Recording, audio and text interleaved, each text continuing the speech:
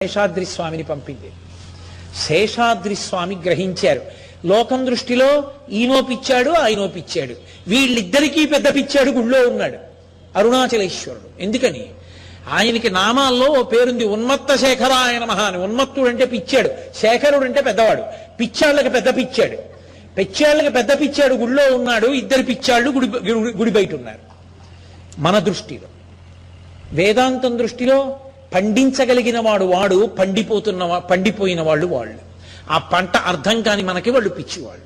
చంద్రశేఖర భారతి ఇదే స్థాయిని పొందితే శృంగేరిలో ఇలా ఓం నిధనపతయే నమః అంటే పువ్వేసి ఆయన ధ్యానంలోకి వెళ్ళిపోయి సమాధిలోకి వెళ్ళిపోయి అలాగే ఉండిపోతే చంకల కింద చేతులేసి తీసుకెళ్లి గురునివాసంలో కూర్చోబెట్టి జగద్గురువు స్నానం చేయకుండా ఉండకూడదని బిందితో తీసుకొచ్చి నీళ్లు పోసేసేవారు. బట్ట లాగేసి బట్ట చుట్టు పెట్టేసేవారు. ఆయనకి పిచ్చెక్కిపోయిందని ప్రభుత్వం పరిశీలకుండా పంపించి ఎవరికి అర్థమవుతుంది?